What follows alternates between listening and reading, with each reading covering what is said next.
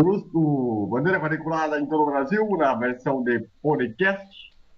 Estamos chegando aí para mais uma edição semanal, para a gente repercutir tudo, não só no final de semana, no que está acontecendo, as conclusões e tudo mais, e já falar um pouquinho também da classificação que nós tivemos agora pela manhã para o Grande Prêmio da Áustria, a corrida lá no circuito de Red Bull Ring, que era o antigo, que é o atual nome do antigo Abu né? Tem uma história aí em relação ao circuito que ela é emblemática. Vamos relembrar aqueles programa hoje.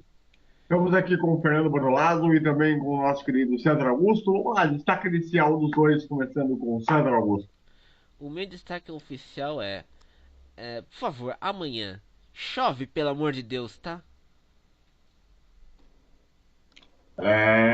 Rapaz, será que vai ser chuva? Vamos ver o que vai acontecer. Meu caro Fernando Bortolazzo, seu destaque inicial, por favor. O meu destaque inicial fica por conta do Bottas, né? Que hoje surpreendeu e cravou a segunda pole de sua carreira. Muito bem. Bom, o negócio é o seguinte. Vamos por partes, como dizer o outro, né? O Jack Stripador? Exatamente. Primeiro vamos com a questão da punição em relação ao Vettel pela aquela história da situação em Baku. Neste sábado, o presidente da FIA, o atual, que é o. Como é que chama lá? Jean Todt? Jean Todt. Isso, Jean Todt. Ele disse que o Vettel teria perdido 13 pontos na carteira e ele pede uma punição severa ao Vettel. Já o Hamilton, como ele trocou o motor nessa etapa, agora na Áustria, ele perdeu 5 posições e vai largar lá atrás, na oitava posição, se não me engano. Ele teve que trocar o câmbio, na verdade. Isso, né? Então. E aí é o seguinte, eu já falei algumas vezes em relação a essa situação, mas eu acho que é bom a gente falar também. Eu acho que o Vettel é o mais prejudicado da história do que o Hamilton.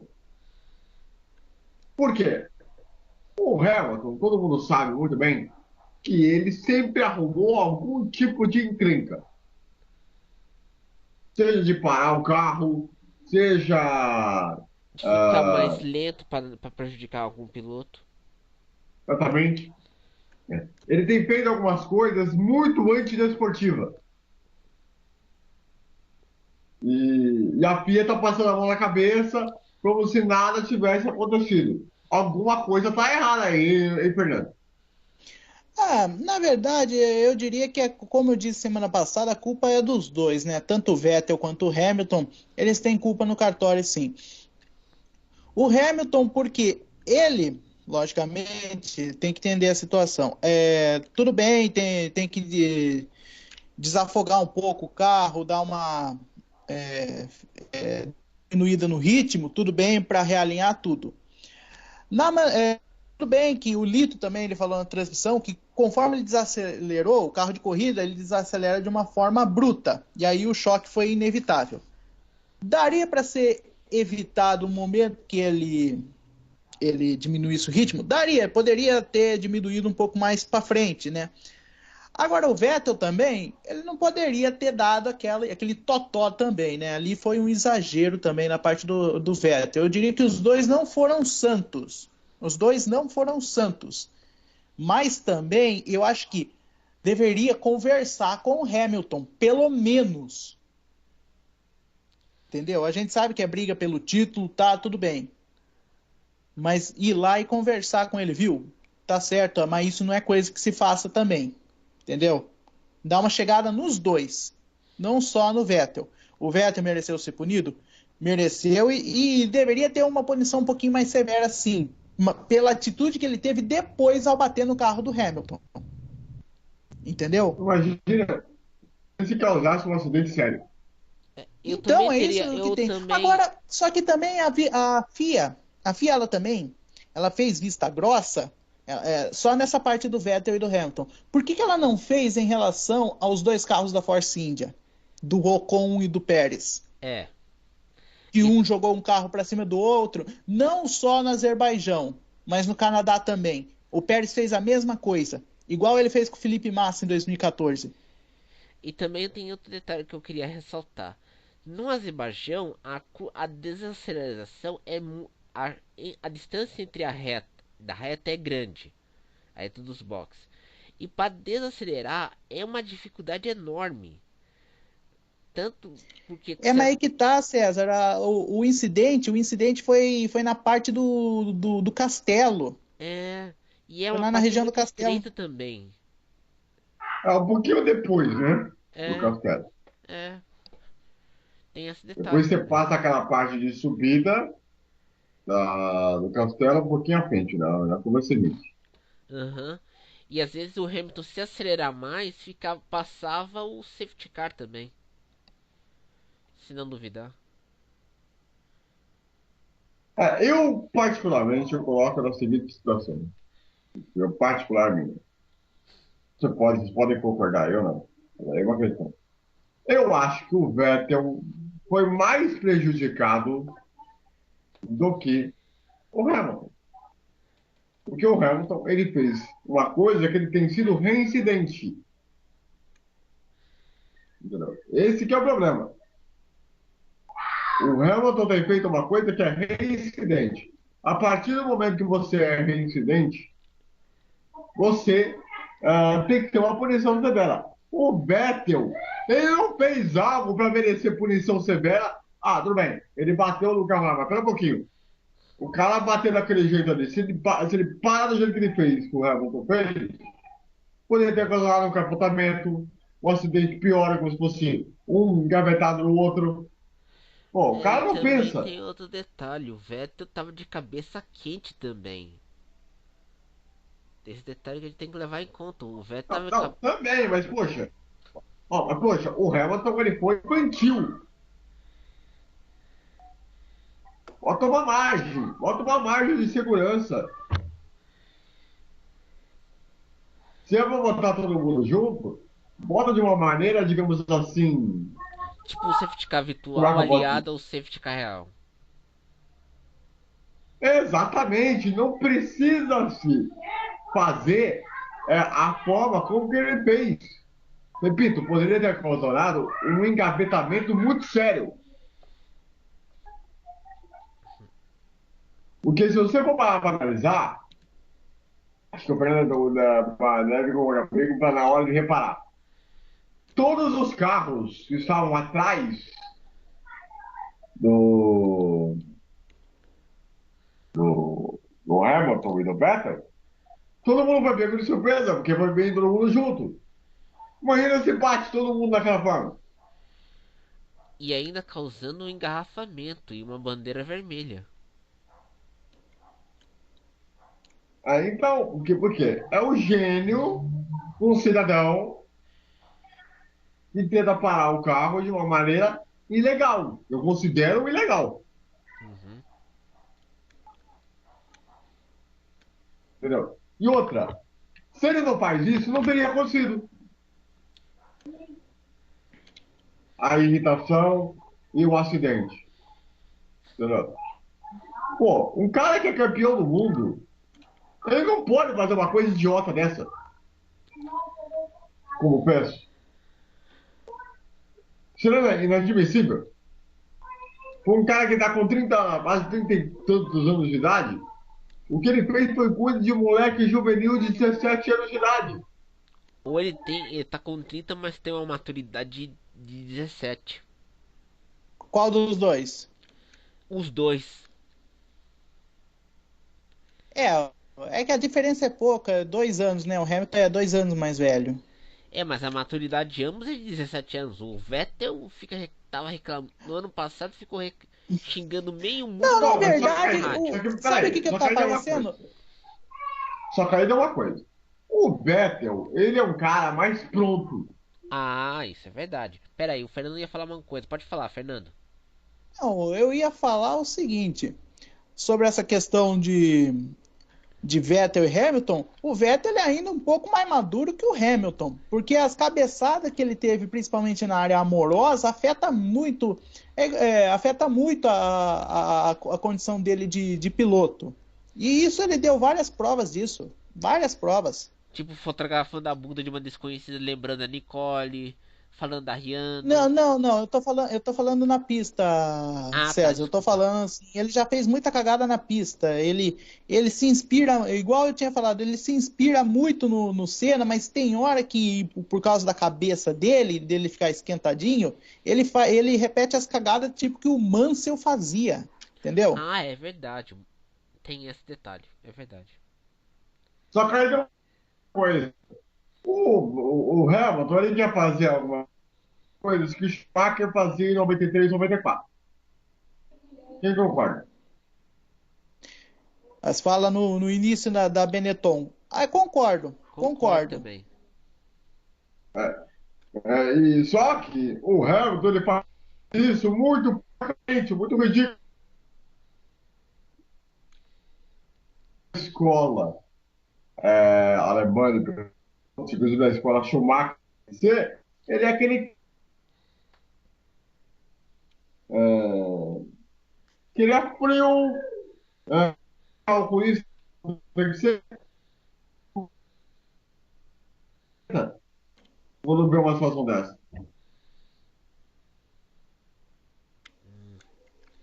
E também outro detalhe, o Schumacher levou tempo até fazer a fase dele na Ferrari, que ele começou a ganhar títulos nos anos 2000.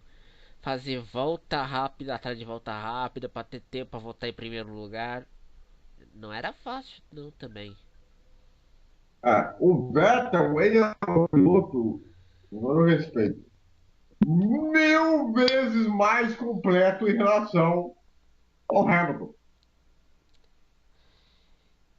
Mas muito, assim, mas de distância gigantesca. Não é à toa que o cara foi 4 vezes campeão do mundo. E 4 vezes campeão do mundo, enfrentando Max Weber e e Fernando Alonso, hein? É, então, e outra, temos que falar o seguinte: o Hamilton ele só foi campeão do mundo, primeiro, pela cagada que ele ganhou no Brasil naquela situação no Grok. Segundo, quando ele foi campeão, já na época de Mercedes, Mercedes, né? 2014-2015. Quando ele já tinha o Rosberg como segundo piloto e tratado como segundo piloto. E ganhou também a outra, também na mesma situação. Resumo, ele não se criou, se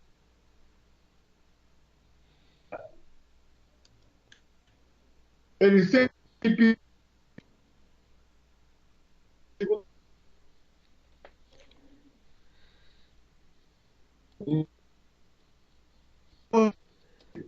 um Vettel com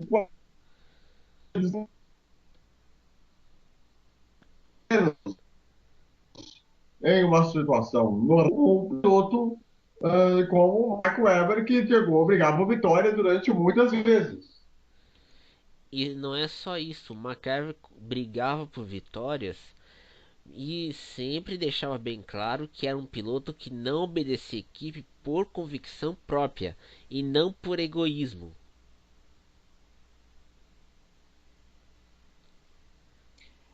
Também outra. Hoje, para quem assistiu o treino, mostrou um gráfico comparando. Não lembro o que estava comparando, mas estava comparando o Hamilton com o Senna, né? Ele gosta de comparar, né? Ele quer fazer uma história parecida com a do Senna, né? O Hamilton. Só que falaram uma coisa na transmissão da Sport TV e é verdade. É uma idiotice querer comparar Senna, Vettel e Hamilton por diferentes situações. Senna passou por uma equipe fraca, iniciou-se numa equipe fraca e tirou leite de pedra dessa equipe. É só ver Mônaco, Inglaterra e Portugal. Vettel iniciou numa equipe média BMW, né? Substituindo o Kubica. E passou em 2008 para... Não, finalzinho, segunda metade de 2007 e 2008 ele correu na Toro Rosso, Aham. né? Onde ele conquistou a primeira vitória dele em 2008 na Itália, debaixo de chuva. O Hamilton estreou em 2007, mas ele só andou em equipe grande. Aham. E no primeiro ano ele já e assim como o Villeneuve, no primeiro ano ele já disputou título e conquistou a primeira vitória. Fala, mas o Hamilton ele tá disparado. Ele tá disparado porque eles já deram um canhão para ele. Sendo que ele Diferente, foi. não tô defendendo, eu não tô defendendo, só deixa eu terminar o raciocínio, César. Tá. Eu não tô defendendo o Vettel também assim as coisas. É que o seguinte, o Vettel ele chegou a andar num carro ruim, já largou lá atrás, já abandonou a corrida por deficiência do equipamento. Ele já tem uma certa, vamos dizer assim, bagagem nesse quesito. O Vettel não. Eu estou imaginando o Vettel se ele cair numa equipe pequena, tipo, se ele cair Não, Vettel numa. não. Hamilton, né? O Hamilton, isso.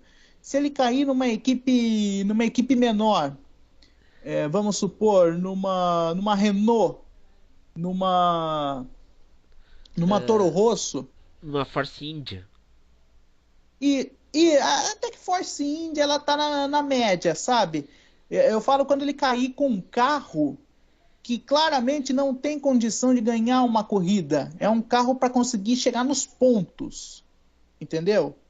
No máximo.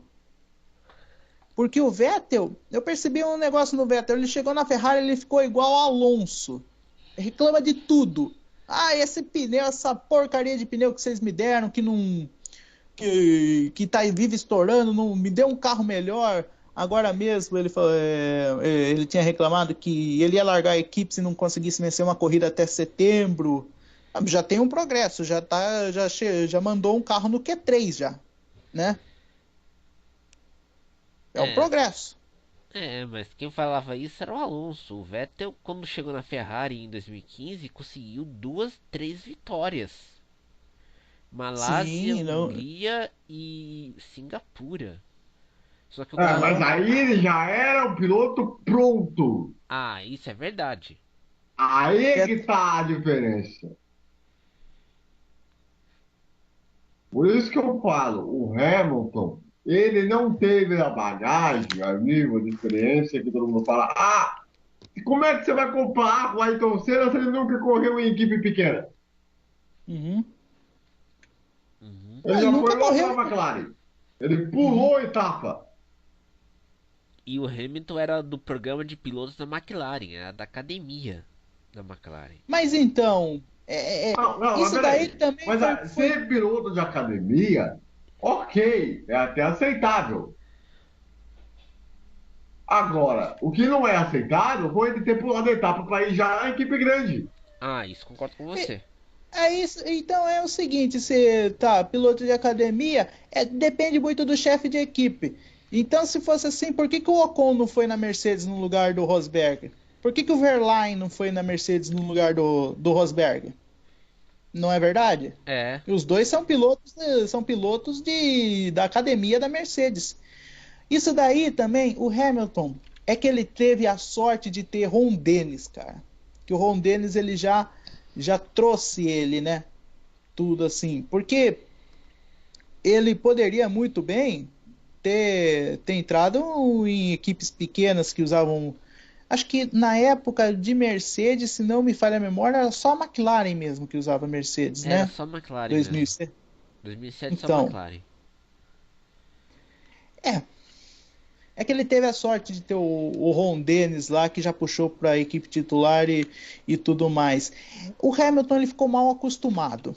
Assim como o Vettel, em certo ponto também, ele ficou mal acostumado. Principalmente em 2014, quando ele já não tinha mais um carro vencedor, vamos dizer assim, a mudança do regulamento, ele começou a chiar, né? Foi em 2015, ele melhorou um pouco, mas falou ano passado que só venceu, se não me engano, uma corrida, né? Acho que não, nem vai ser corrida. É. No ano passado a Red Bull venceu a Malásia e Espanha, enquanto a Mercedes venceu em todas as outras corridas.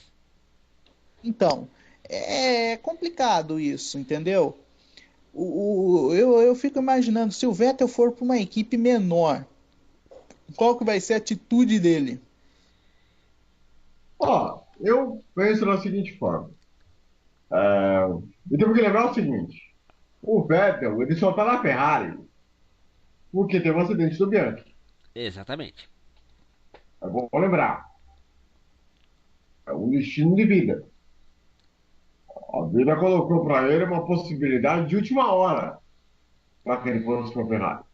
Não era, não, tanto que não era do Vettel a previsão para ir naquele ano para a Ferrari.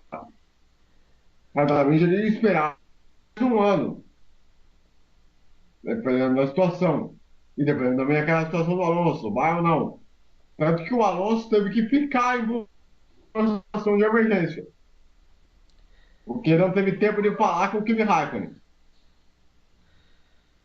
Aham. Né? Então, foram toda uma situação, uma série de situações que o levaram ele para a Ferrari. Só que por coincidência ou não, isso que eu acho engraçado, foi a melhor escolha que o Vettel poderia ter. Por quê? Porque ele resgatou a versão da Ferrari como equipe, e ele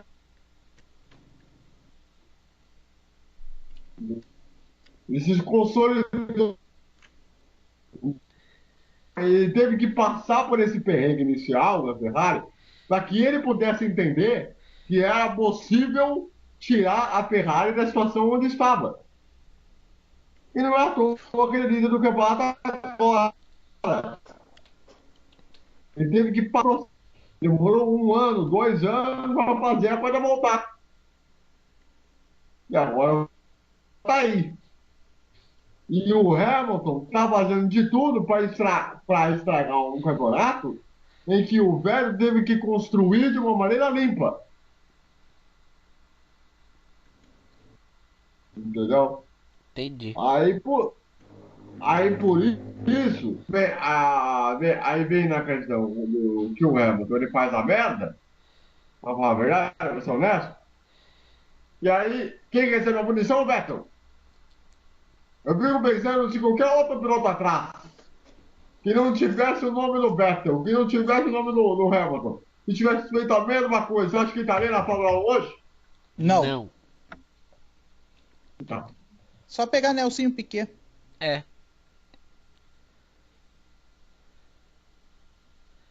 esse que E negócio. aí, entendeu? É isso daí.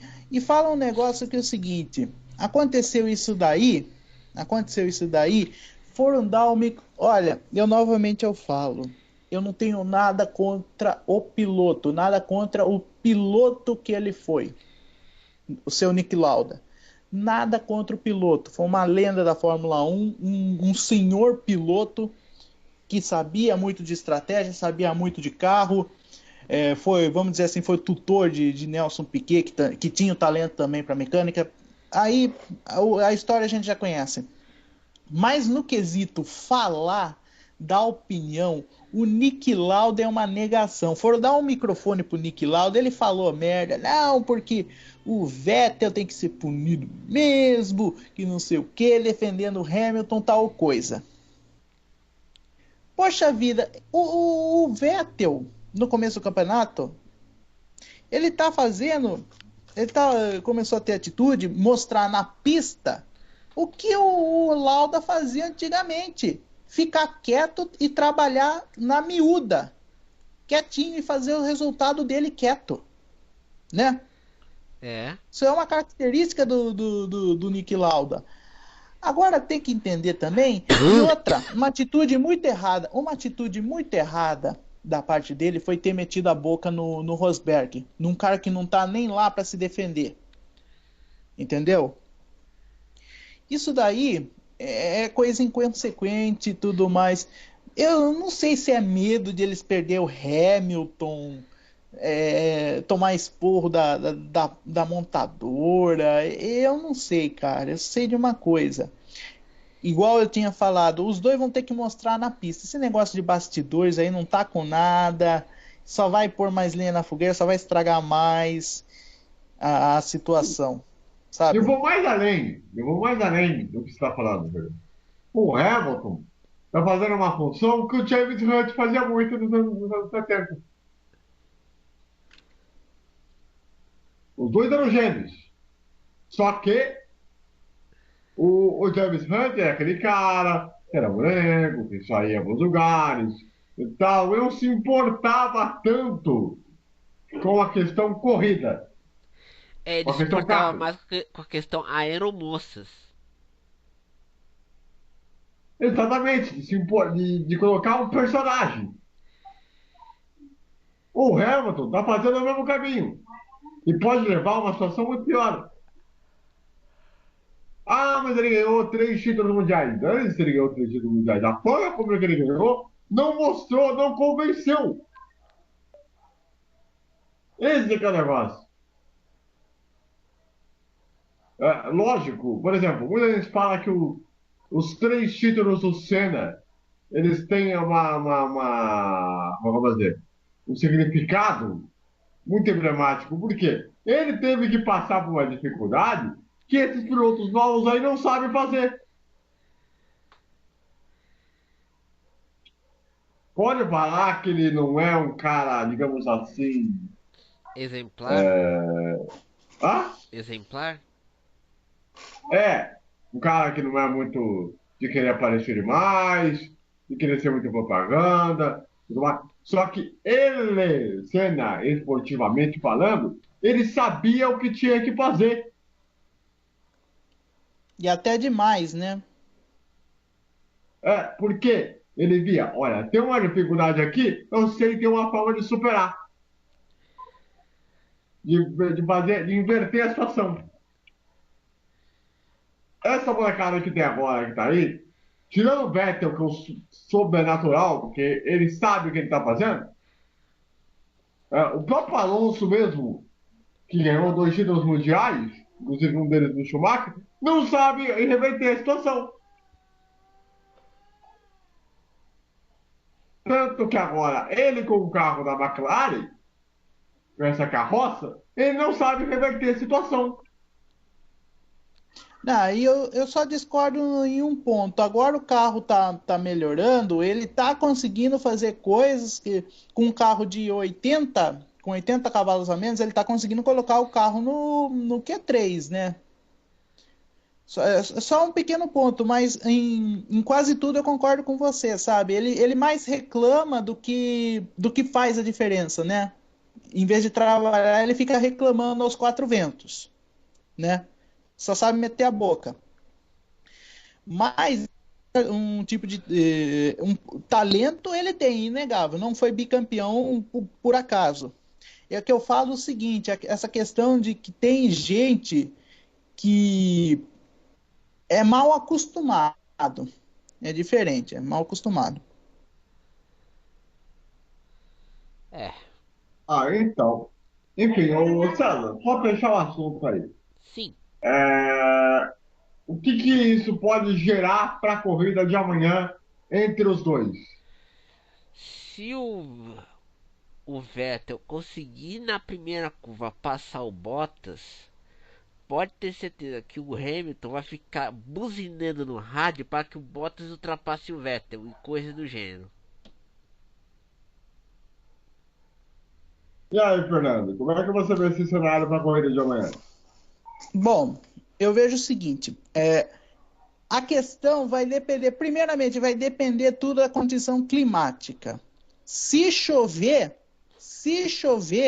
vai ser loteria. Vai ser uma baita do loteria. Porque a gente tem o Vettel, ele não é muito assim com chuva, mas a gente tem o Verstappen, que é muito bom na chuva. A gente tem o Verstappen anda bem na chuva, o Ricardo anda bem na chuva. Até Alonso o Massa, também. se não tivesse um carro Alonso, horroroso. Raikkonen. Agora eu falo, se ficar no tempo, se ficar com tempo seco, eu acho que eles vão querer arriscar na primeira curva. Eles vão querer arriscar. E a primeira curva da Áustria a gente sabe que não é coisa fácil. Uma curva cega, logo na subida, no cume, assim, da ladeira, não vai ser fácil. Vai querer ter ordem de equipe, vai querer...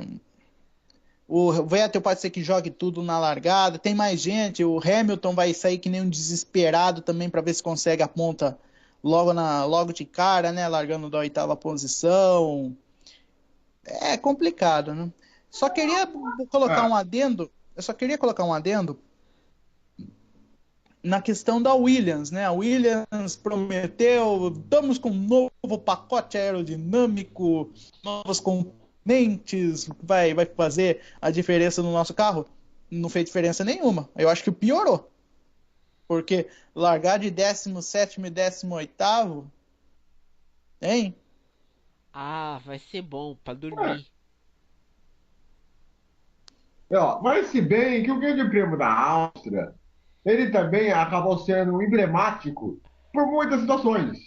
Por exemplo, 1997, disputa do título mundial, Villeneuve e Schumacher. Aquela briga reta final de campeonato, quem poderia ser campeão. Na largada, o Hakkinen estava na ponta, só que no final da primeira volta, ele teve um problema no motor, acabou abandonando a prova na entrada da reta. Depois teve aquela briga, Rubinho, Schumacher, Rubinho com o carro da Stewart, indo para cima do Schumacher, chegou a passar, mas no final da prova acabou escapando. E aí, O Trulli isso, foi a primeira vez que o Trulli, na estreia dele na Prost, ele liderou, foi a primeira vez que ele liderou uma corrida, né? Exatamente. E foi uma corrida muito boa. Talvez foi a melhor corrida, né, junto com o Renan daquele campeonato. Em questão de situações, né, de alternativas que aconteceram. Depois, em 2002, bom, Hoje sim, hoje não. É o uma contrário, né, das César? situações É mais verdade. emblemáticas, uma das situações mais emblemáticas da história da Fórmula 1 e que claramente fez com que o Cléber Machado fosse conhecido para o mundo. Essa é a realidade. Né? Uhum. Quem não conhecia o Kleber até então, até aquela corrida, naquela corrida ficou sabendo quem é ele. Porque também teve uma situação, que na verdade a corrida de 2002 foi como que fala, foi uma continuação da de 2001, né? É, que Que teve prova de 2002 foi o posição também. ápice. Só que essa valendo segunda, né? É. Por quê? O que aconteceu no 2001 mesmo? Ah, O Montoya, não, o Ralf Schumacher estava liderando a corrida e na segunda posição estava o Rubinho, o terceiro era o Schumacher. Por causa do campeonato, porque o Ralf Schumacher na época era o vice-líder do campeonato. Para o Schumacher, porque caso acontecesse essa situação, se não me engano, o Ralf Schumacher iria assumir a liderança do campeonato. Para evitar isso, o que a fez? O Jean Todt acionou o rádio do Rubinho e disse: inverta a posição com o Schumacher. Aí falou: mas inverter a posição? Eu falei, inverta a posição. O Rubinho cedeu a posição para o Schumacher, né? Aí ficou Ralf Schumacher venceu, o Michael em segundo e o Rubinho em terceiro. Aí, no final, segundo o que o Rubinho falou, no final, na noite, ele falou: se caso fosse a primeira posição, Rubinho, se caso fosse a primeira posição, não precisaria devolver, não precisava dar a posição para o Schumacher. Entendeu? Aí o que aconteceu? No ano seguinte, Rubinho dominou o fim de semana, acontece a mesma situação. Porém, com uma novidade. Schumacher estava disparado na liderança do campeonato, se não me engano, 20 e poucos pontos atrás do Rubinho. O Rubinho já era o vice-líder do campeonato, né? Aquele fantástico carro. Assume o rádio e fala: Rubinho, inverta a posição para o Schumacher. O campeonato não precisava disso. O Schumacher estava disparado na liderança. E o Schumacher em segundo dava conta do recado, né? O que o Rubinho falou? Tá, mas e no ano passado? o acordo que vocês fizeram para mim ano passado, que se fosse valer na primeira posição não precisava inverter. E eles ficaram insistindo, pelo que o Rubinho falou, ficaram umas 4 voltas discutindo no rádio. E o Rubinho, segundo ele, falou: eu fiz a última curva decidido a não deixar o Schumacher passar. E reza a lenda que se caso o Rubinho não deixasse, se acontecesse uma coisa assim, né, a McLaren teria o contrato de gaveta pronto para o Rubinho assinar já na segunda metade do campeonato. Rubinho iria deixar a Ferrari. Sendo que o interesse do Rubinho já era antigo. Desde 95. Desde 95. Né? O contrato de gaveta, o Ron Dennis falou: se acaso acontecer um negócio de jogo de equipe, você estiver na liderança e quiser não cumprir e a Ferrari for te demitir, tá aqui. Segunda metade da temporada eu despeço, sei lá, o Coulthard, jogo ele, o Raikkonen para piloto de reserva, você assume o carro. O que ele fez? Ele foi na penúltima curva, freou na reta e deixou o Schumacher passar, e a história a gente já conhece, né? E não precisava. E dizem que ele foi ameaçado, Brandinho Ferrari, tudo mais, enfim, aquela coisa toda. Inclusive, todo mundo está esperando até hoje o livro que ele prometeu que ele ia fazer. Uhum. Que ele ia colocar até a conversa no rádio. Ele ia escrever até a conversa no rádio. Que ele tem gravado até hoje na casa dele a conversa do rádio. E se ele fosse esperto, usaria isso como processo. Porque ele não foi inteligente. Ele poderia ter usado a prova, como ele tem a favor, como forma de processo. Entendeu? Esse é o negócio. E eu sei o quanto que essa corrida para a Ferrari custou caro. Custa até hoje. Custou, se não me engano, $840 mil. Custou $840 mil. O que é uma diferença absurda. Mas isso na época, 2012, se a gente pôr valor atualizado, né? Agora deve passar de 1,5 milhão, 2 milhões, né, César? E custa até hoje. Passou 15 anos, né? Custa até hoje porque a Ferrari ficou com a má fama de fazer jogo de equipe. E depois a Ferrari não aprendeu com a história. Pelo contrário. Depois teve aquela questão do Alonso com o Massa na Alemanha, que inclusive, aliás, eu posso dizer que eu estou na história porque eu tive a honra de narrar um momento desse. E aquela coisa, faster than you. Fernando is faster than you.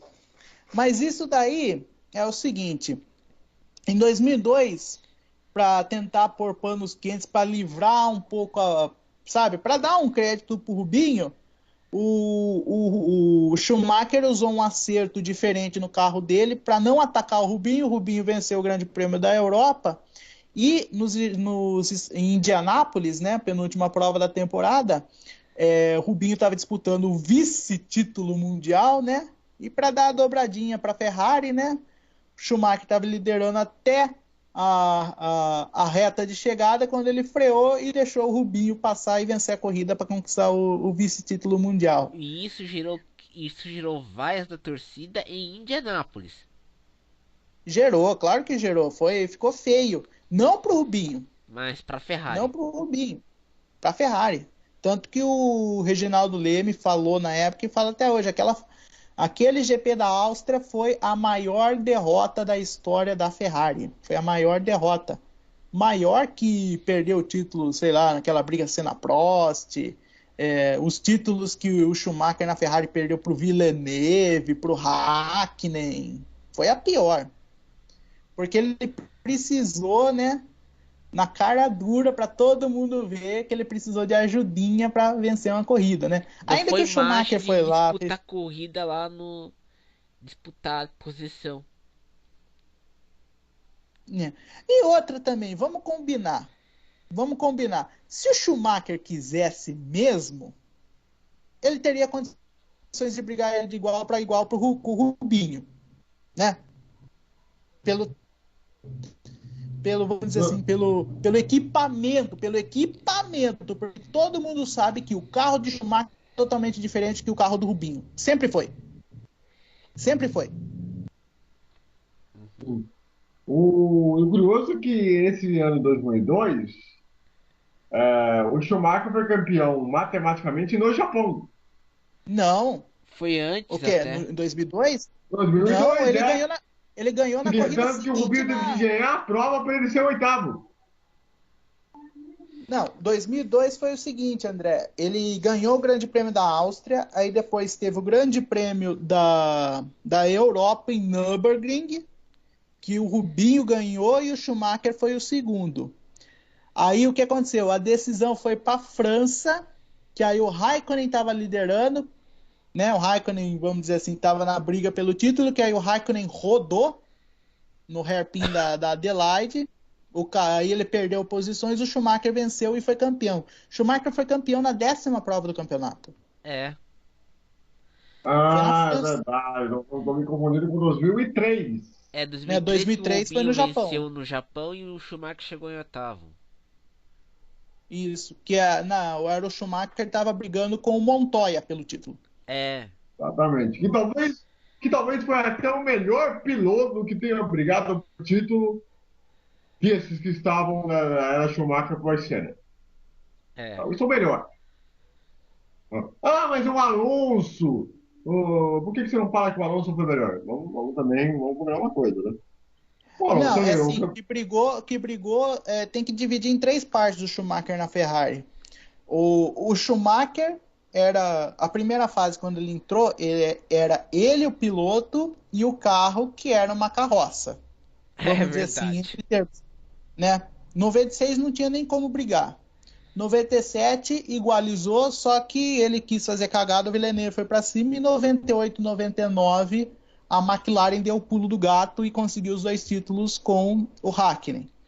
De 2000 até 2004, vamos dizer assim, foi o Schumacher imbatível.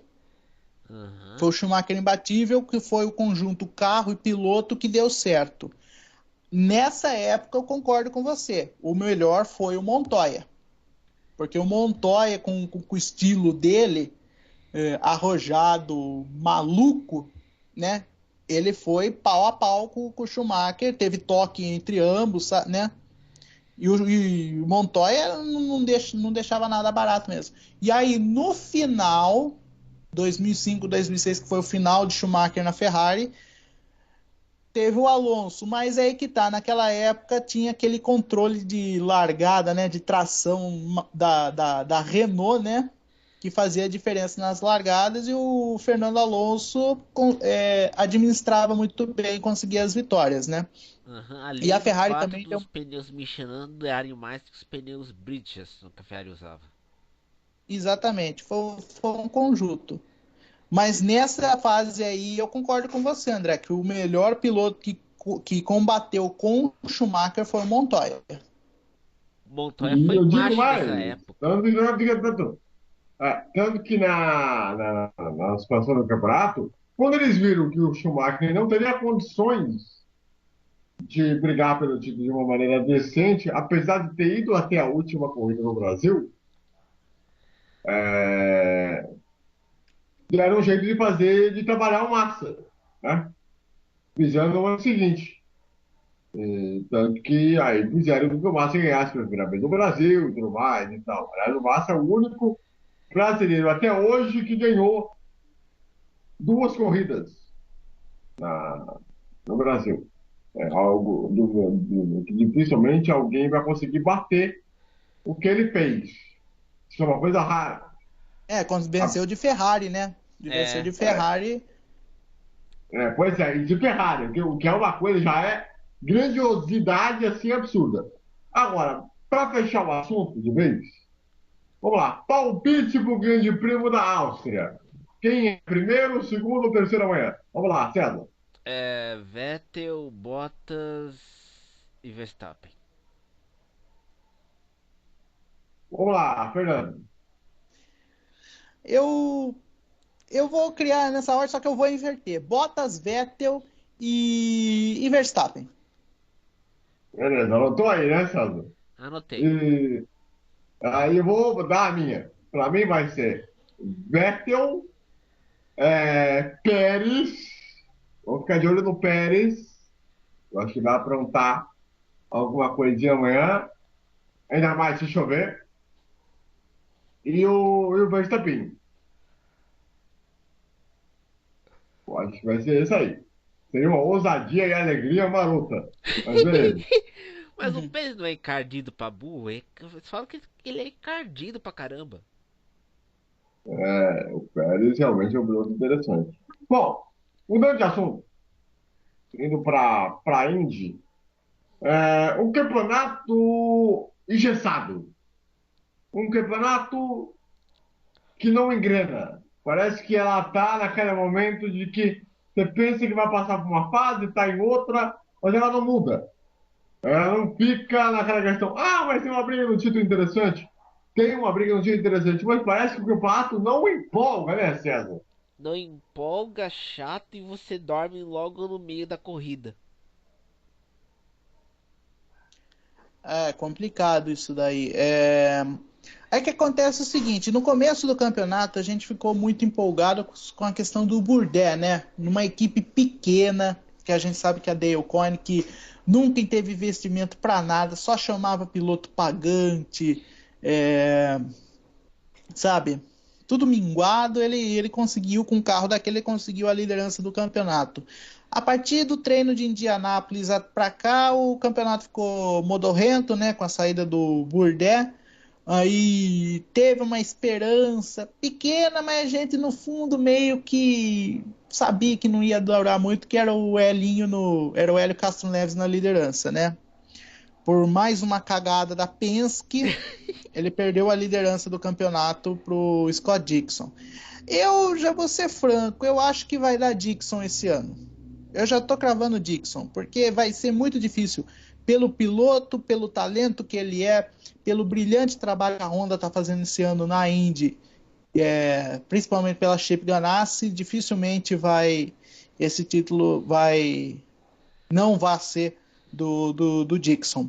E outra também, os carros também não estão empolgando. Ainda bem que esse vai ser o último ano desses carros, ano que vem o chassi continua sendo o mesmo, mas vai ser a nova configuração, lembrando os carros antigos da kart, né? Mas eu acho que não vai ter muita surpresa, né? É. O Scott Dixon é um cara que ele tá aí já na categoria praticamente. Desde 2003. 2001. É, em Se 2000, contar a né? kart, Desde a época contando da a kart, é kart, verdade, bem lembrado, hein? 2001. 2001 ele entrou na kart. Que aí o que acontece? Em 2000, no final de 2000, o Mark Blundell anunciou a aposentadoria, né? Aí a PacWest deixou o Gugelmin como primeiro piloto, né? Que já era primeiro piloto. E o segundo piloto eles chamaram o Scott Dixon, que tinha sido campeão da Indy Lights, ou Fórmula Atlantic, uma coisa assim. Em 2000 chamou Scott Dixon, que na época tinha 20 anos, né? Chamou ele, fez uma grande temporada, tanto que ele foi o Rookie do ano de 2001, o Scott Dixon, né? O novato do ano. Ele correu também só mais um ano, aí. Não, ele correu só um ano na kart, e se não me engano, em 2002, com a Chip Ganassi dividindo o campeonato entre kart e IRL, mandou a equipe para a IRL, contratou o Scott Dixon e levou para lá. Já tem 16 temporadas, né? Então, o cara já conhece bastante, é um dos veteranos aí. E tem talento, né? Isso não podemos negar. O cara não é tetracampeão da Indy por acaso. Ele é um cara que conhece as coisas, conhece as manhas, tá aí há 17 anos na categoria, não é à toa. E se for pegar na época da Red Light, já quase 20, então não é um cara que tá ali à toa, talvez o melhor piloto da Nova Zelândia, que é o automobilismo, conseguiu fazer. A gente sabe que a Nova Zelândia, o primeiro esporte é o rugby e o cricket, né? São dois esportes que realmente fazem a atenção do público, né? E Só Bruce que Superando logo. McLaren era neozelandês. Danny Hulme. Danny Hulme foi campeão mundial de Fórmula 1. É, 67 pela Brabham. Outro neozelandês. Uhum. Então, o que que acontece? O automobilismo demorou para pegar no gosto do neozelandês, né? Do povo. E o Scott Dixon só conseguiu ver que tinha sucesso realmente nos Estados Unidos, porque na Fórmula 1 ele não ia ter espaço. Ele não ia ter possibilidade de espaço na Fórmula 1. Ele ia ser colocado numa equipe pequena e ia ficar lá o resto da vida. Ele viu esse cenário. E aí ele achou melhor a Indy, que tinha uma questão de uma possibilidade de ser melhor, ele poder evoluir, ele poder crescer como piloto. É lógico que ele viu a morte de perto muitas vezes, só que ele hoje considera ser um piloto muito pronto, um cara que está perto de encerrar a carreira no alto, por cima, e fazendo aquilo que muito piloto da Fórmula 1 não sabe fazer. O que? Que é a questão, ousadia, a, a questão de ambição, de olhar para aquilo. Vamos lá, vamos construir o carro, vamos evoluir o carro, vamos fazer a coisa crescer. Ele é um cara que é 100% focado. Tendo o apoio da família, da mulher, dos filhos. Ele está vendo os filhos crescerem, então não é uma coisa muito fácil, entendeu? Você tem que correr e ver os seus filhos crescerem. Entendeu? Então é uma coisa, uma situação que não é muito fácil de lidar. E ele está fazendo isso muito bem, pelo menos até agora. Uhum. Isso é verdade. Porque quando você passa por esse processo, você sabe que está no limite da sua carreira. Você sabe que você pode correr 1 ano, 2 anos numa situação e tem uma família crescendo. Como é que você faz uma situação dessa?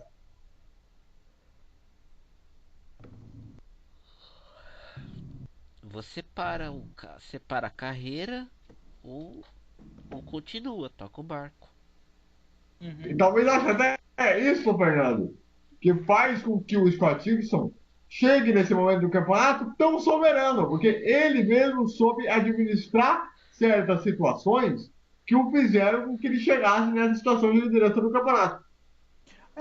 E também foi oportunismo, né? Visto que teve o problema do Hélio Castro Neves, né?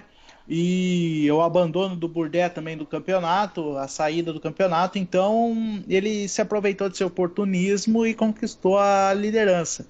Só dando um detalhe, essa questão aí também de família foi o grande peso que fez com que o Rosberg se aposentasse, né? Deixasse a carreira e fosse curtir a filha, tudo mais. Aquela coisa, aquele risco de se acontecer alguma coisa, então ele achou melhor ficar perto da família e tudo mais. Então, para que se arriscar? Aí o Uhum. campeonato mesmo, não precisa ser um Schumacher da vida. Ele já cravou o nome dele como campeão da Fórmula 1, né? Uma coisa que eu mesmo não acreditava. O Rosberg não tem, até hoje eu falo, ele não tem DNA para ser campeão do mundo, igual o pai dele foi. Ele foi, tudo bem, mas ele conquistou mais vitórias que o pai dele. Tudo bem, o pai dele não foi um piloto vencedor, foi um piloto oportunista que conquistou o título. Mas foram épocas diferentes, tudo. Mas para mim, o Keck foi mais piloto que o Nico. Porque em situações que a Mercedes fez o Nico passar, o Keck não faria de jeito nenhum. Tá, tá. Né? E Não aí, eu faria. vou no outro ponto, no outro contraponto dessa Indy. O Hélio, não sei por que que ele continua correndo. Tipo, tudo bem que é uma vontade de ser campeão da categoria, que ele nunca foi. Só que ele está se arrastando, ele está se minguando. Tanto que a PES Enquanto, tanto que a PES tá pedindo para que ele corresse só em Indianápolis, como tá fazendo com Montoya. E mandar ele para NASCAR. É, exatamente. é, É tanto que, assim, eu vejo na seguinte situação. Você vê do outro lado uma outra postura completamente diferente do Tony. O Tony tá ali por diversão. Ele não tá ali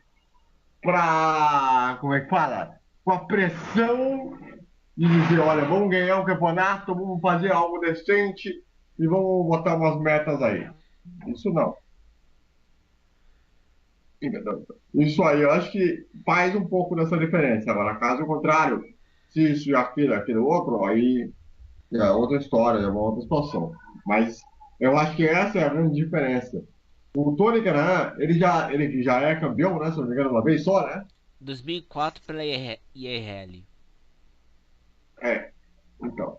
Ele já está naquele momento de por que eu vou querer arriscar para obrigação de ser campeão? Ele está ali para se divertir, vai correr mais um ano para ajudar os novatos que estão ali e tudo mais. Ele é um cara que é rápido e ele está fazendo o seguinte: deixa a coisa levar e a coisa está indo. Ele está É, fazendo uma coisa muito boa, apesar do sim. carro, da situação. Ele está fazendo, se deixando levar. O Hélio não. O Hélio está achando que tem que ter a pressão de se ganhar o campeonato como se fosse a última coisa da vida. Só que ele já Mas é está aí com que. quase 40 anos de idade e aí não tem mais tempo para fazer isso aí, não.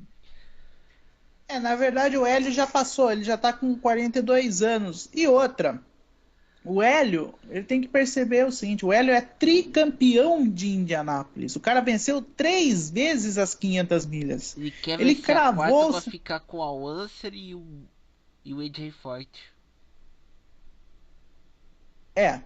É, Rick Mears, né? Rick É, Mears. O AJ Foyt ganhou 5, né? é verdade. AJ Foyt ganhou 5 vezes as 500 milhas. Mas então é que tá, ele foi o brasileiro que mais ganhou em Indianápolis.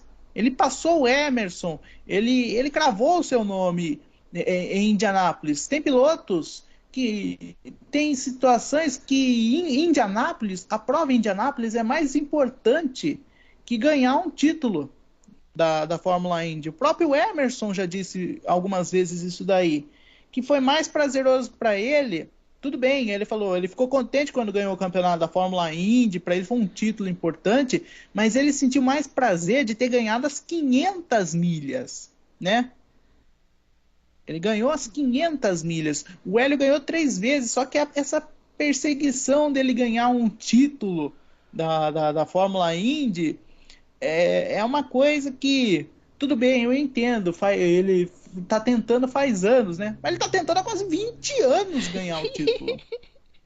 Ele tá tentando há quase 20. Tanto na kart quanto na IRL e agora na Indy Unificada. Então, é, tudo bem, ele quer tentar, tudo bem, quer tentar, tudo. Aí vai dele, né? Mas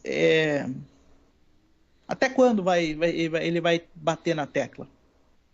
Então, É e aí que outra, tá. ele já é um cara consolidado nos Estados Unidos. Olha, pensa, Mais do que cara. aqui no Brasil. Mais do que no Brasil. Isso que é gozado. Porque até participou de programas de dança Ele e tudo ganhou mais. Dança dos Famosos americano. Assim, ele atingiu um patamar que o Senna talvez tenha conseguido aqui, só que lá. Porque aqui ele é considerado, como é que eu posso dizer? Mais um piloto brasileiro. É, Exato. Basicamente é isso. Tanto que eu considero o Gil de Ferran o maior de todos. Sempre falei aqui, vou repetir. O Gil de Ferran foi o maior piloto pós-Senna. ganhar nos Não, Estados Unidos e com motor turbo não é para qualquer um. o Gil E de com as Ferran dificuldades. o Gil de Ferran é o cara que é o piloto que eu considero o mais completo de todos os tempos. Depois Senna. O cara pode me malhar aí nos comentários, nos grupos, pode falar o que vocês quiserem aí. Mas eu considero o Gil de Ferran o maior e o melhor de todos os tempos. Posso. Lembrando, pós-Senna. Por quê? Ele era um piloto que considerava ser rápido, que considerava ser inteligente, que considerava ser um cara tipicamente um piloto campeão. E além de acertar o carro tanto para oval quanto para misto. Exatamente. E era aquela coisa que a gente estava comentando lá no começo do programa. O piloto que começa numa equipe menor, que sofre naquele momento para chegar ao máximo da glória. O Gil de Ferran passou por esse processo. Teve que enfrentar uma equipe pequena, só conseguiu ganhar a primeira vez da Indy na última corrida de 95. Em Phoenix. Não, Laguna Seca. Ah, é Agora verdade, Laguna Seca. agora sim. Ah, com um carro teoricamente considerado inferior em relação ao resto. Mas que ele conseguiu tirar leite de pedra. Chegou numa outra equipe menor, média, passou perrengue. Mas conseguiu, mesmo assim, chegar em alguns momentos, 96, 97, a chegar em terceiro, a brigar por quase vitória com o Michael Lundell, a chegada, enfim. Vencer Passou em 2 anos sem Cleveland em vitória. 96, vencer em Cleveland. Ele ficou 2 anos sem vencer, né? 97 e 98 ele não venceu uma corrida Exatamente. com a Walker. Uhum. Só voltou a vencer em 99. Mas mesmo assim, chegou perto da vitória. Sim, em 97 em Portland. Foi uma chegada incrível. Ou em Então, Elkhart Lake, ou com aquela chuva em Elkhart Lake também. quando ele chegou na Penske, ele já chegou pronto para 2000. E lembrando que ele já estava contratado, mesmo se o Greg Moore viesse. Isso é verdade. Porque o Greg Moore só vê, ele estava fechado, só como acabou morrendo naquele acidente lamentável na última corrida, aí tiveram que chamar o Hélio. Mas mesmo assim, o Júlio Ferran chegou na Penske já pronto. Ele sabia que tinha um chefe de equipe completo, e isso juntou. E ele se superou. E só uma curiosidade, o Gil, ele chegou na Penske, assim como o Senna chegou na McLaren, por causa da Honda, né? Porque Exatamente. o Roger Penske, no final de 99, assinou o contrato com a Honda para fornecimento de motores, e a Honda exigiu da Penske: nós vamos para a equipe, contanto que Gil de Ferran, o nosso piloto oficial da categoria, que era o Gil, faça parte da equipe como primeiro piloto, ou com as mesmas, ou com condições iguais de trabalho com o outro piloto. A princípio seria Greg Moore e Gil de Ferran, ambos não tinham esse negócio de primeiro e segundo piloto. Até porque na Fórmula Indy não tem esse negócio de primeiro e segundo piloto, né? É que o Gil foi contratado por causa por ser o piloto oficial da Honda. Mas agora eu imagino que timaço que ia ser, cara, Greg Moore e Gil de Ferran. A gente fica na imaginação. Esse é um negócio épico, hein? Esse é um negócio épico, hein? E como seria, hein? Dois pilotaços correndo na mesma equipe. Eu acho que ia ter treta de equipe. Porque os dois preparados para ser campeões, né? Seria um campeonato muito louco. Esse é um campeonato realmente muito louco. Então, por E isso que eu também falo. foi. Em 2000, mesmo sem o Greg Moore que morreu, foi um campeonato muito bom. Sim. Tanto que só foi decidido na última corrida. Uhum. Em Fontana. Então, eu considero o Gil de Ferran o piloto completo. Tanto que em 2001 ele melhorou ainda mais. E foi um Não é campeonato que mais acirrado, e foi o campeonato mais acirrado ainda, né? Com Kenny Brack. Que só foi decidido na penúltima corrida. Na Austrália. Exatamente, lá em Silver's Paradise, é um circuito mítico. O circuito que nós maior. amamos. Esse é o circuito que eu prefiro muito, cara. É a pista mais preferida da Indy, naquela época. O E tinha circuito pra caramba. que a gente fazia, que nós três íamos ver de madrugada. Tanto que a Record teve que mostrar em compacto no domingo de manhã. Eu dei uma olhada. É porque tinha aquela um fala que eu te escuto.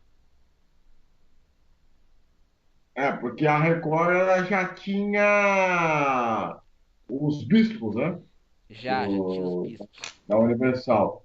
Então, vai, teve que fazer a coisa de manhã. Mas só para fechar, eu considero Jules Verran o maior piloto pós-Senna. Completo, mítico. Entendeu? Os pilotos da nova geração deveriam se inspirar, né? Olhar e aprender com ele. Olha essa molecada nova que tá aí. Com o Vettel, Hamilton, Alonso, que mais? Verstappen. Os caras têm que aprender a olhar a referência para o Gil de Ferran. Porque esse sim foi piloto. Esse E sim foi o cara. renegado na Fórmula 1. E renegado na Fórmula 1. Tanto que ele chegou a ser chefe de equipe, né? Foi Na chefe de Fórmula 1. equipe da Honda. Uhum. Então, é por isso que eu falo. O Gil de Ferran é o melhor, é o maior de todos os tempos, tem que ser considerado e exaltado. Já vamos trazer o cara aí aqui no programa também. Porque ele é um cara definitivamente o maior de todos os tempos. Isso é bom você dizer. Vamos lá, rapidinho. Sobre a DTM. Campeonato que incrivelmente está, digamos assim, As escondido, moscas ninguém exibe no Brasil. mal divulgado, mal falado. Um campeonato que foi tão tradicional na época da TV Manchete, antiga, saudosa, nos anos 90, com a grande jogada, o senhor Ricardo Melo Filho e suas mitológicas, e algo que você está colocado num buraco maravilhosa, já dita, foi uma transmissão esportiva. E me causa tanta tristeza, Fernando, de ver uma DTM tão encostada aqui. Por mais que o esporte seja transmitido a prova, mas ser tão mal divulgada. E a culpa não é da categoria que é competitiva, não é culpa dos pilotos, não é culpa dos dirigentes, é culpa da Band Esportes, culpa da Band, do grupo Bandeirantes aqui no Brasil, que faz com que as categorias fiquem minguando em suas grades de programação. Faz isso com a DTM, faz isso com a Fórmula Indy. A Fórmula Truck, eu falaria a Fórmula Truck de 4 anos, de 5 anos atrás. A de agora, ela mesma se mingou por ela mesma. E a gente, e aliás, vai ter prova daqui a 2 semanas no GP, vamos correr em Moscou, na Rússia. A minha DTM, que eu lembro que chegou uma época, um pouquinho mais recente, e chegaram a se falar que tem DTM aqui no Brasil. Na verdade, teve em 96, mas o ITC, né? Que aí já era o campeonato unificado da FIA, né? O campeonato mundial, né? Uhum. Porque Antes, agora a DTM ela é chancelada pela FIA, né? é, Isso. é o campeonato alemão e agora tem prova tanto na Holanda, no circuito de Zandvoort, quanto em Moscou, na Rússia. Virou tipo uma Indy em outros países. Mas Em numa outros Indy países. com BMW, com Audi, Mercedes. É, Apesar de que tem o, vamos dizer assim, seria o, eles falam, né, é turismo, mas só que é stock car misturado com turismo, né? Falam, é o touring car, mas o touring car da FIA é o WTCC, né? É, e lembrando que o campeonato já está indo para sua reta final já, hein? já. Isso é verdade. Agora é Dragon. com briga ponto a ponto. Temos o Brasil disputando, isso que é mais absurdo. Temos o Brasil disputando o campeonato com o Augusto Paco Júnior. Ele que já disse, né, que pretende correr o campeonato de endurance e talvez no turismo, no Campeonato Mundial de Turismo, o WBCC, como bem o Fernando lembrou aí. E, mano, não dá para O chegar máximo numa que situação o dessa. Farfus E faz na ninguém. BMW é assustar a mulher dele colocando ela no carro a alta velocidade em Nürburgring. E o mais absurdo é que é o seguinte: ninguém foi reclamar em relação à DTM, cara. Ninguém mesmo. Eu fico perguntando por que os grupos de automobilismo que ficam tanto com birrinha, por causa da NASCAR, porque a NASCAR, o Edgar falando asneira, que não sei o quê. Não, porque não pode ter a NASCAR no Fox. Se você tirar na Fox, os caras vão pirar, vão chiar pra caramba, que não sei o quê. Mano, por que esses grupos não se voltam e façam uma forma, uma campanha de fazer com que a ADTM fosse melhor divulgada? Poxa, Exatamente. estão esperando o quê? Estão esperando o quê, mano? E acho que no Brasil Será que quem o cobre brasileiro DTM, sair? acho que o Estão único, esperando o brasileiro sair para depois, sei lá o quê? acho que no Brasil o único site que cobre a DTM em português é o mortosport.com.br.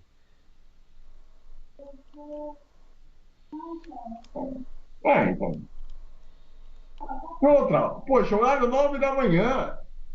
Puto horário de prova excelente. Tá ligado? Mas todo mundo pode chegar, assistir a prova e tudo mais. Poxa, um horário pra você se acostumar. É, Os caras não fazem uma mínima de divulgação. Você não sabe se teve comercial, você não sabe se você teve. É... Como é que fala? acho que o único cara que faz divulgação da DTM é o Celso Miranda. O Celso Soberano, se não me engano, ele está narrando as provas, né? É, Se ele não que me tá falha a memória. narrando. Então, tipo, e não tem uma divulgação. Até quando? Os caras estão esperando o quê, velho? Entendeu? É isso que é o negócio. Eu faço aqui uma questão, aliás, inclusive, né, vou até pedir para o nosso associado para ele divulgar também no grupo e tudo mais, e para lançar a discussão. Por que, que vocês não se unem para fazer com que a DTM seja mostrada e divulgada de maneira decente? Vamos ter que brigar, né? Aliás, Porque, cara, não é possível, mano. aliás, tem que fazer uma pergunta pra vocês. Vocês estão dispostos a acordar cedo para ver uma corrida de DTM às 9 da manhã na Rússia? Você acha que eles vão estar dispostos a acordar cedo? Porque não vai ter MotoGP e a Fórmula 1 vai dar uma parada porque a semana que vem vai ter Silverstone. Mas você acha que vocês acordam cedo para ver uma DTM em Moscou? Duas corridas, uma no sábado e outra no domingo? Então, e outra coisa, a DTM que revelou um excelente piloto no Fórmula 1, Uhum. o Bernardi. Saiu exatamente a DTM. Então, tipo, não dá para entender. É incompreensível. Entendeu? Brigar pela Fórmula 1 aí é fácil. Eu quero ver é fazer uma mobilização para fazer com que a DTM seja impressionantemente divulgada melhor. Se isso não acontecer, olha, eu sinceramente, como é que a gente vai ver o outro piloto da DTM? Vão ter que Brasileiro, apelar pro lá. Corsário Net, pelo jeito. Então, inclusive, a gente pode até tentar falar com o Augusto Pato Júnior, para depois ele participar do programa aqui, para ele também poder expressar essa indignação, porque não é possível. Como que o Brasil é tão mal divulgado numa categoria que um brasileiro disputa? Chega a ser inacreditável. Ah, e aí até vendo um post do TV História, do Gabriel Walker, que ele fala uma coisa que é verdade. O senhor diretor da Band, o argentino lá, o Diego Gabriel, é ruim. É péssimo. Ah, mas ele deu não sei o que. Não, ele só tá fazendo cagada. Só tá fazendo besteira. Em vez de você pegar uma coisa que o João Saad colocou, criou ao longo do tempo, que o Luciano não vai tentou consolidar por tanto tempo, os caras estragam. E Aí tem que ficar aguentando Milton Neves 6 horas da tarde. Ah, tô brasileiro e as merdas que ele fala. e os merchants também, né? Até porque o Milton Neves nem é para ser apresentador, é um cara para ser publicitário. Não se pode considerar jornalista. Ai, Por ai. isso que eu falo sempre: a Band me envergonha com esse tipo de situações. Não sabe valorizar a categoria que tem. Aí depois que perde todos os campeonatos, como perdeu a Bundesliga durante um tempo, quando perdeu o português e agora recuperaram. Agora, depois não sabe por quê. E estão mostrando o glorioso campeonato chinês de futebol. Se ela, aliás, a Band já vem merecendo, já faz uns 2 anos, merecendo para perder a Indy para a ESPN, se ela perder de fato, depois não vem a Band reclamar. Ficaram no desespero, chorando, não, porque não tenho nada para passar, que não sei o quê. Por quê? Vocês mostram mal. Cara pálida. Você tá batendo na mesa, cara. Aí depois não vem, eu repito, não vem a Band reclamar depois se você não tem nada para passar. Até porque a senhora Band está dependendo da Globo por desespero para ter a Liga dos Campeões da Europa como licença, porque não tem como pagar. Tem a Indy, porque tem que pagar uma multa por não fazer o Grande Prêmio do Brasil em Brasília, porque teve desvio de dinheiro. Tem a DTM, sabe-se lá como. Tem a DTM, sabe-se lá como. Eu nem sei quanto tempo de contrato tem. Esse é outro mistério. Porque não é possível. Não é possível. Fernando, aproveita e fala aí, dessa lei. Ah, cara, é uma coisa muito, assim, estranha, assim, essa coisa de DTM que surgiu aqui com a Rede Manchete, depois foi para Sport TV foi para Band Esportes, E teve uma época que em 2003 passava na ESPN também. sim. É, inclusive com o Ivan narrando, se eu não me engano, também. É.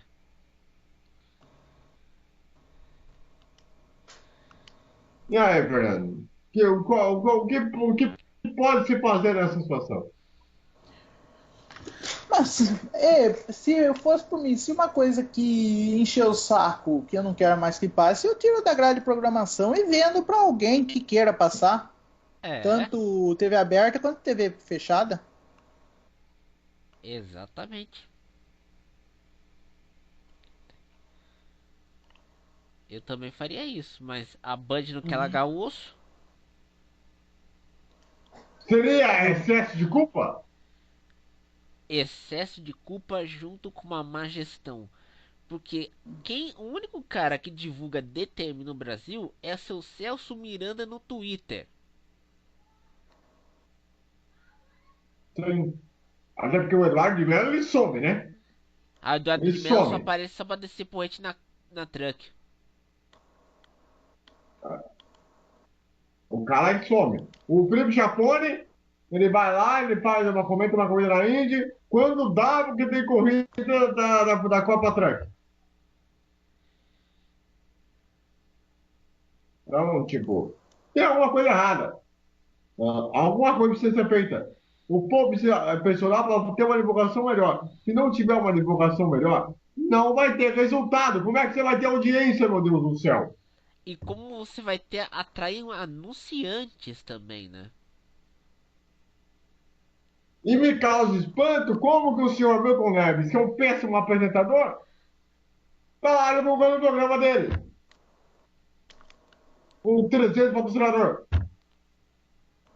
Com dinheiro só sai da onde? O pânico que tem aí até reprise na sexta-feira, e além do programa ao vivo no domingo para falar asneira. Por que a Band não faz isso com os outros eventos para ter mais audiência? Não faz porque se acomoda. Porque tem um diretor argentino que é um bundão, que está ali com cara de paisagem. Tá, o diretor esportivo da Band também é outro cara que se acomoda, que é bundão, não faz nada.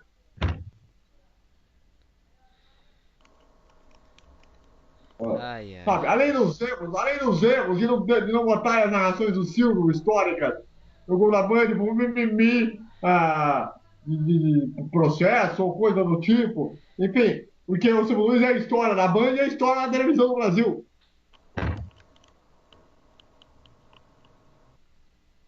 E a Band continua fazendo uma questão ridícula. É legal, bueno, ter audiência, bacana, legal. E o resto? É, Não tem concordo com você, coerência. André. A Band não tem coerência. Eu vou falar de novo. A Band, se ela perder a Índia DTM, não é por falta de aviso. Como é que você quer uma ambição, por exemplo, de uma Fórmula 1 se a Band para no tempo? Uhum. Não é à toa que a Globo tem um contrato de mais de 30, 40 anos que ela conseguiu ao longo do tempo, porque ela parou. A Band não viu brecha para chegar e falar assim: opa, vamos pegar a Fórmula 1 aqui e tentar divulgar alguma coisa. Não, pararam no tempo. Estabelecendo está onde está. Perdendo para a TV Cultura, perdendo para a Rede TV, perdendo Faz de para vida. Record, perdendo para o SBT para o jogo dos 3 pontinhos. Tô de brincadeira. Perdendo para a Eliana, o seu programa chorento. Aliás, que tem um diretor lá que é o Magrão, que nem deveria estar no SBT pela merda que ele fez em relação à Indy. É a Então é o que vida. eu falo. Por isso que eu falo. Ou a Band toma vergonha na cara e resolva fazer isso aí, ou todos nós que gostamos de automobilismo, não importa se é na NASCAR, se é na Indy, se é na Fórmula 1, sabe o caralho a quatro.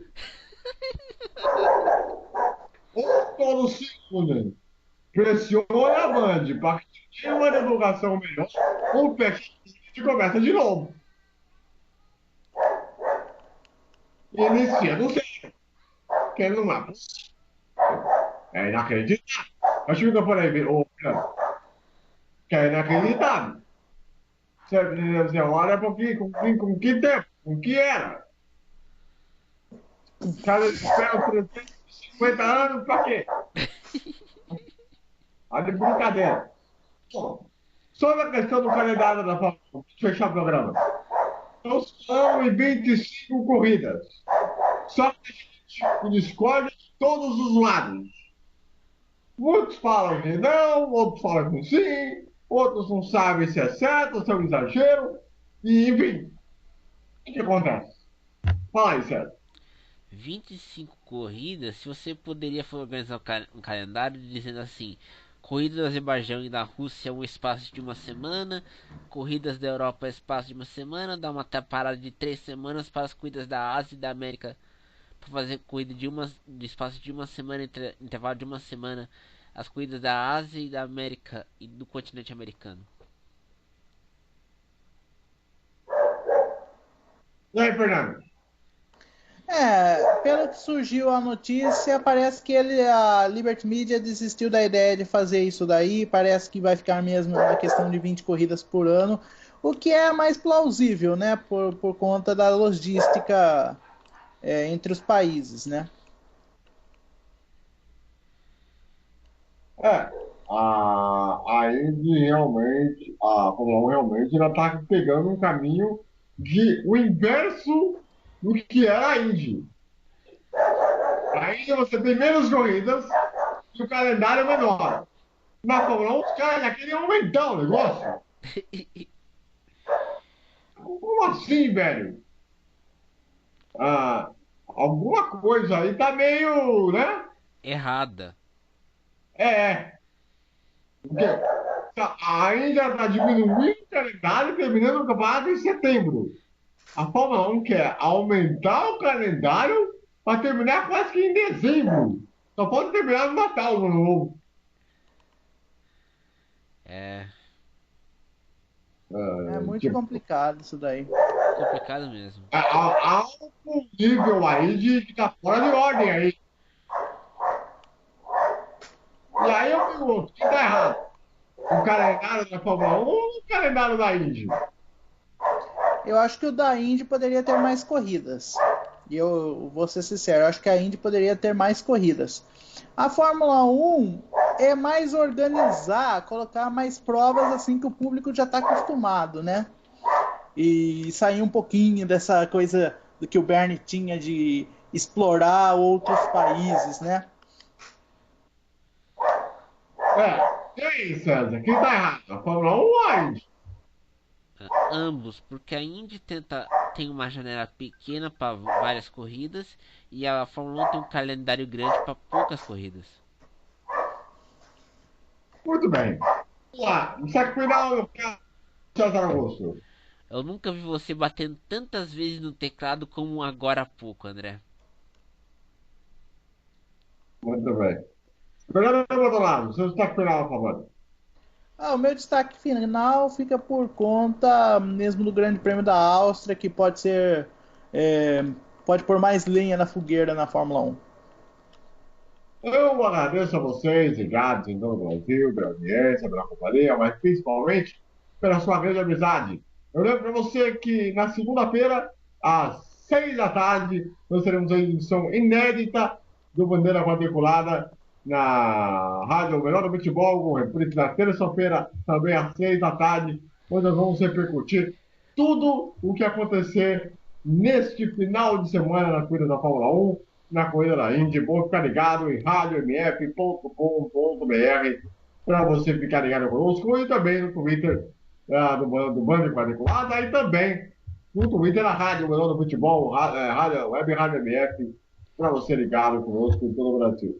A todos, muito obrigado pela audiência e pela companhia. Um abraço para todo mundo e até mais.